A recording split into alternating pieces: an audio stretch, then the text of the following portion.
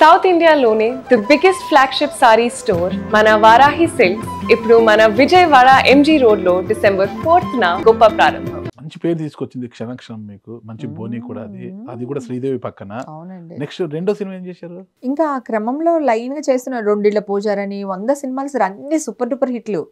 నరసింహనాయుడు, బాలకృష్ణ సినిమాలు, నువ్వు నాకు నచ్చావు, మల్లీశ్వరి, ఇట్లాగా ఎన్ని సారీ ఆ టైంలో నరసింహనాయుడు ఇలాంటి సినిమాలండి. అప్పుడు బాగా నచ్చిన సినిమా, మీకు నచ్చిన సినిమా, మీకు గుర్తింపు తెచ్చిన సినిమా అంటే ఏమంటారు? నాకా క్షణక్షణం చాలా సూపర్ మూవీ అండి. Murari super movie. మురారి మహేష్ బాబుకి వదినగా చేశాను, సూపర్ మూవీ. నువ్వు నాకు నచ్చావు, మల్లీశ్వరిలో అయితే అల్టిమేట్ క్యారెక్టర్. ఆ గుండు సూదులు పెట్టి ఆ టీ కప్పులు వేసి చాలా ఎంజాయ్ చేస్తూ చేసిన క్యారెక్టర్ అదొకటి. తర్వాత అత్తడు, వాట్ నాట్ సార్, ఎన్ని మూవీస్ సార్. బ్రహ్మానందం గారి వైఫ్ గా, బ్రహ్మానందం గారి వైఫ్ గా అసలు జూలై సినిమాలో అసలు మంచి క్యారెక్టర్. పిన్ని అంటాడు హీరో, అసలు వీడికి నాకు ముసలోనిచ్చి చేశారు కదా, దీనికి ముసలోనిచ్చి చేయాలి అంటారు. బ్రహ్మానందం తలెత్తుకునే తర్వాత అష్టాచెమ్మ సార్, అష్టాచెమ్మ నాకు చాలా చాలా దగ్గరగా ఉన్న సినిమా. అమ్మాజీ అనే క్యారెక్టర్, ఇన్నోసెంట్ క్యారెక్టర్, అదొకటి చాలా మంచి ఇది. తర్వాత ఇప్పుడు ఈ మధ్య వినయ్ విజయ రామ సూపర్ క్యారెక్టర్. ఇప్పుడు ఎక్కడికి వెళ్ళినా అక్క మహిళా మండలి. అందుకేనా మీకు ఒకవేళ పొలిటికల్ రాజకీయాల్లోకి వస్తే మహిళా కమిషన్ అడుగుతున్నారని, మహిళా కమిషన్ తీసుకోవాలి అని కూడా మీకు ఉంది ఆలోచన అనేది? అక్కడ దాంట్లో అదే మహిళల కోసం పోరాటం చేస్తుంటారు. పోలీస్ ఆఫీసర్ ఇంటికి వచ్చినప్పుడు కూడా చాలా గట్టిగా మాట్లాడతారు మీరు. అంటే ఎందుకు అసలు ఒకవేళ పొలిటికల్ ఎంట్రీ అయితే అధికారంలోకి వస్తే మహిళా కమిషన్ తీసుకోవాలని ఎందుకు అనుకుంటున్నారు అసలు? ఇప్పుడు సమాజంలో ఉండాలి సార్. ఆడవాళ్ళు మేము ఎంత చేసినా సరే ఎక్కడో ఒక చిన్న చూపు ఉంటుంది సార్. ఇప్పుడు మీరు ఇందాక అన్నారు, గుర్తుందా, మీకు ఇన్ని కోట్లు ఆస్తే ఎట్లా వచ్చింది ఓన్లీ సెమ్, మరి ఇంకా దేంట్లో సంపాదిస్తాం సార్? అసలు అది క్వశ్చన్ ఏంటి అంటే, ఆడదంటే నువ్వు ఎట్లయినా అడుగుతావా? అదే ఇదే క్వశ్చన్ మగవాడిని ఎందుకు అడగట్లేదు? మరి మగోడు కూడా ఇప్పుడు సమాజంలో వేరే పేరే వచ్చింది కదా. సో ఇలా అనమాట అండి. ఎంత చేసినా చిన్నపిల్లల్ని రేప్ చేసే వాళ్ళు ఉన్నారు, 60 ఏళ్ళ ముసలి దాన్ని రేప్ చేసిన వాళ్ళు ఉన్నారు. సమాజం ఎక్కడికి వెళ్ళిపోతున్నాం సార్? ఎన్ని చట్టాలు రానివ్వండి, ఎక్కడో ఆడవాళ్ళని అనగదీయాలనే ఆలోచనలోనే ఉంటారేమో అనేది సొసైటీలో బాగా కనపడుతున్న విషయం ఇప్పుడు కూడా. సో నేను జనాల్లో ఉండాలి అనుకుంటే, నేను వెళ్ళాలి రాజకీయాల్లో అనుకుంటే, నేను వాళ్ళకి దగ్గరలో ఉండాలనుకుంటున్నాను, ఆడవాళ్ళకి దగ్గరలో ఉండాలనుకుంటున్నాను. వాళ్ళకి జరిగే మంచి చెడుల్లో నేను పాల్పంచుకోవాలనుకుంటున్నాను. ఓన్లీ చెడే చూడట్లేదు. అది నెరవేరాలి నేను కూడా కోరుకుంటాను. ఆర్టిస్ట్ గా వచ్చారు, ఎదిగారు కదా. మరి మీ హస్బెండ్ తో ఎక్కడ అఫేర్ స్టార్ట్ అయింది? అది కూడా మతాంతర వివాహం అనుకుంటా మీది. అవునండి, ఈజ్ ఎ ముస్లిం. అంటే షూటింగ్ లోనే సీరియస్ చేసేదాన్ని. ఆయన వాళ్ళ అన్నయ్యతో పాటు కెమెరామెన్ గా వచ్చేవాళ్ళు. అక్కడే ఆయన డైరెక్ట్ గా లవ్ గివ్ అనుకుండా మ్యారేజ్ చేసుకుంటా అనుకుంటున్నాను అని అన్నారు. ఆయన ఆర్టిస్ట్ ని ఎవరైనా చూస్తారు కానీ కెమెరామ్యాన్ అనేది చాలా మ్యారేజ్ చేసుకోవాలని థాట్, ప్రేమించాలనే థాట్ ఏం లేదు సార్ నాకు అసలు. నేను ఓన్లీ షూటింగ్స్, యాక్టర్ అంతవరకే. సో నా హస్బెండే ఫస్ట్ నన్ను ప్రపోజ్ చేసింది. నేను మ్యారేజ్ చేసుకునే వ్యక్తి కూడా అతనే. ఇంట్లో వాళ్ళు ఏం అబ్జెక్షన్ చేయలేదా? ఎందుకు తుక్కరాగుడు సార్ బాగా కొట్టారా? గట్టి కొట్టింది మా అమ్మ, మామూలు కొట్ల. 5-6 రోజులు యుద్ధం జరిగింది. సఖీ సినిమా లాగా రిజిస్టర్ మ్యారేజ్ చేసేసుకుని తన ఇంట్లో తను, మా ఇంట్లో నేను ఉండేదాన్ని. సో ఆ తర్వాత అనౌన్స్ చేయడం జరిగింది అనమాట. అప్పుడు తుక్కరాగ్ కొట్టేసారు పెట్టింది.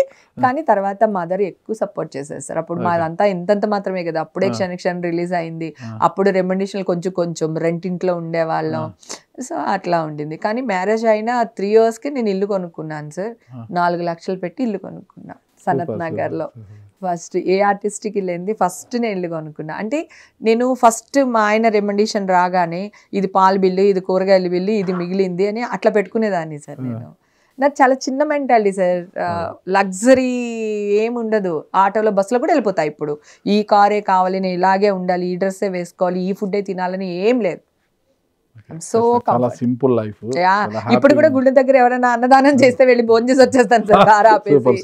నిజంగా నాకు పెద్దమ్మ తల్లి గుడిలో అయితే ఎన్నిసార్లు, అంటే మేకల కోసిన భోజనాలు కాకుండా మామూలు భోజనాలకు కూడా ఎన్నోసార్లు వెళ్ళాను. అక్కడ తింటాను సార్, నేను నాన్ వెజ్ తింటాను. నాన్ వెజ్ తినను అనట్లేదు, వాళ్ళంతా మీ సైడ్ అంతా కూడా కాపులు నాన్ వెజ్ తినకుండా ఉండరు సార్. మేము అసలు మీకు తెలియట్లేదు, మా ఇంట్లో చేపల కూర వండితే మా వీధికి అందరికి తెలియాలి, ఏమనుకుంటున్నారు మా గురించి. మీకు ఒకటే పాపనా? ఒకటే పాప అండి. ఒకటే పాప పేరు ఈషా. Isha, okay okay. ఏం చదువుతుంది పాప? చదువు అయిపోయింది సార్, మొన్న ఇంటర్నేషనల్ బిజినెస్ మేనేజ్మెంట్ లండన్ లో కంప్లీట్ చేసుకొచ్చింది. ఇప్పుడు ఇక్కడ జాబ్ చేస్తుంది. ఇండస్ట్రీకి అయితే పరిచయం చేయరు? లేదు సార్, అసలు నా కూతురుకు ఉండుంటే చేసేదాన్నేమో, ఆ అమ్మాయికి కూడా లేదు. అందుకని మా అమ్మాయికి మంచిగా, నా బాధ కూడా అదే సార్, ఇప్పుడు ఆ అమ్మాయికి 23 రన్నింగ్ అన్నమాట. సో మ్యారేజ్ చేయాలి. ఆ అమ్మాయి లవ్ చేయకపోతే మాత్రం మంచి సంబంధం చూసి చేస్తాను. అది మంచి సంబంధం చూసి. చాలా కరెక్ట్ మాట చెప్పారు. ఫైనల్ గా ఒకటే ప్రశ్న, మీకు ఎంతో గుర్తింపు తెచ్చింది క్షణం క్షణం మూవీ. సినిమా కన్నా అందులో నటించిన ఒక ఆర్టిస్ట్ అంటే శ్రీదేవి పక్కన నటించడం అనేది ఒక గొప్ప వరం. అప్పటికే ఎన్టీ రామారావు, నాగేశ్వరరావు, శోభన్ బాబు, కృష్ణ, అంటే ఐ థింక్ కృష్ణ దగ్గర లేదనుకుంటా ఆమె, ఇప్పుడు కృష్ణకి ఏదో బంధువు అవుతుందని. లేదు సార్, ఆవిడ కృష్ణ గారితో జయసుధ, జయప్రద వాళ్ళు అంటే ఇద్దరు హీరోలు ఉన్నారు అనుకోండి, అట్లా ఉన్నారు. అదే కృష్ణతో చేశారు కానీ హీరోయిన్ గా కాదనుకుంటా ఐ థింక్, నాకు తెలిసి తెలుసు కానీ మరేదో ఇంత ఎన్టీ రామారావు, నాగేశ్వరరావు, శోభన్ బాబు, కృష్ణ చాలా మందితో ఆమె నటించారు. మురళీమోహన్, ప్రేమాభిషేకంలో మురళీమోహన్ గారితో కదా, అంటే అంత గొప్ప నటి, కథలో ఒక సుందరి, ఆమెతో నటించారు. ఆమె చనిపోయింది, అకాల మరణం, ఏమనిపించింది మీకు? ఫస్ట్ క్షణక్షణం చేసినప్పుడు నాకు అంత ఇంఫెక్ట్ లేదండి. తర్వాత ఆవిడ జర్నీ, అతిలోక సుందరి, జగదేక వీరుడు, ఆవిడ అప్పుడు ఆస్వాదించడం మొదలు పెట్టానండి. నేను Chiranjeevi, Nagarjuna category mind set అండి మాది. 90s కిడ్ అనుకుంటారు కదా జనరల్గా. సో మాది ఆ కేటగిరీ. నాగేశ్వరరావు గారు, కృష్ణ గారు, అది మేం కాదు, అమ్మ వాళ్ళ కనెక్టింగ్ కదా. తర్వాత చిరంజీవి గారితో యాక్ట్ చేసి, నాగార్జున గారితో యాక్ట్ చేసి, ఆవిడ అందం, ఆవిడ కళ్ళు, అవన్నీ ఆ క్షణక్షణం మూవీ చూసినప్పుడు, చేసినప్పుడు కంటే చూసినప్పుడు ఆవిడ యాక్ట్ చేసే యాక్టింగ్, అసలు చిన్న చిన్న పాయింట్స్, అసలు డైరెక్టర్గా ఈ సీను అని చెప్తే డైరెక్టర్ గారు సార్ నేను ఇలా ఇక్కడి నుంచి వస్తాను సార్, ఇలా చూస్తాను సార్, ఇలా చేస్తాను సార్, ఆవిడ చెప్పడం, ఇవన్నీ నేను ఆవిడతో యాక్ట్ చేసినప్పుడు చూసిన విషయాలు. ఎన్ని నేర్చుకోవాలో అన్ని నేర్చుకోవచ్చు అక్కడ అనిపించిన ఇది షూట్లో అండి. కానీ ఇంకా బయటకు వచ్చి చూస్తే ఆవిడ అతిలోక సుందరి అంటే ఇట్లానే ఉండాలబ్బా, దేవతలు ఎలా ఉంటారా కదా. అక్కడ చిరంజీవి గారిని మర్చిపోయాను సార్ కొంతసేపు, ఆయన తెలిసి చంపేస్తాడు నన్ను, కొంతసేపు మర్చిపోయాను సార్. అలాగే అమ్మ బ్రహ్మదేవుడో కొంప ముంచిన ఊరు, ఎంత గొప్ప సొగసురో ఏడద్దా చిన్న ఊరు, అబ్బా బాబా ఏమందాం సార్. ఆ కళ్ళేంటి సార్ ఇట్లా ఇట్లాగా, ఆ ఫోటో చూస్తుంటే ఆ చిన్న చిన్న మూమెంట్స్, ఏసీ వేయినట్లు మూమెంట్, అప్పుడు అనిపించింది సార్, వావ్ అందుకు కదా ఈవిడి దేవత అయ్యింది అని. ఆ తర్వాత ఆవిడ బోని కపూర్ గారిని చేసుకోగానే కొంచెం డిసప్పాయింట్ అయ్యాను సార్ మేము.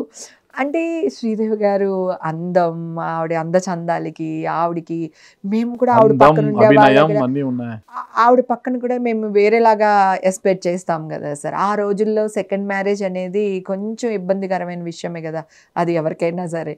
సో అందుకని అయ్యో అనుకున్నాము, కొంచెం డిసప్పాయింట్ అయ్యాను. తర్వాత బోని కపూర్ గారి గురించి ఆవిడ చెప్పడం, అమ్మ చచ్చిపోయినప్పుడు నాకు సపోర్ట్గా ఉన్నారు, నాకు నా అండగా నిలిచారు అని చెప్పి ఆవిడ మ్యారేజ్ చేసుకోవడం, ఆవిడ లాస్ట్ వరకు బోని కపూర్ గారి చెయ్యి వదిలిపెట్టకుండా ఉండడం.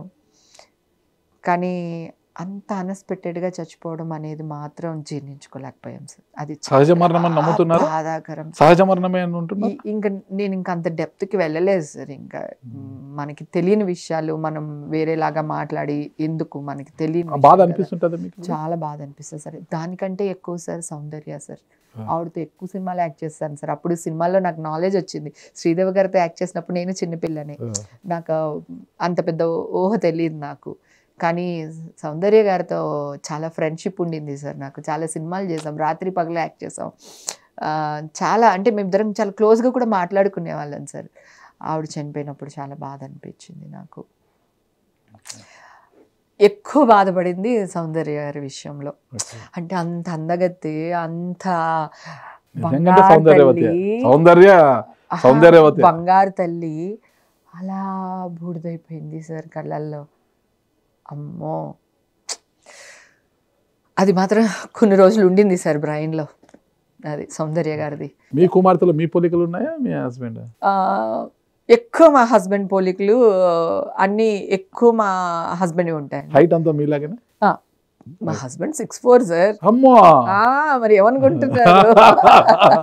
సో నా కూతురు ఎక్కువ మా హస్బెండ్ ఫ్యామిలీ, మా హస్బెండ్ పోలికలు ఎక్కువ ఉంటాయి పాపలో. Okay okay madam. ఇంకా ఫైనల్గా తీసుకుంటే సినీ ఇండస్ట్రీకి దాసనారాయణ తర్వాత పెద్ద దిక్కు కరువు అయ్యారంటారు కదా, ఇప్పుడు ఆ పెద్ద దిక్కు ఎవరు ఉండొచ్చు మేడం? ఎవరు లేరు సార్. ఎవరు లేరా?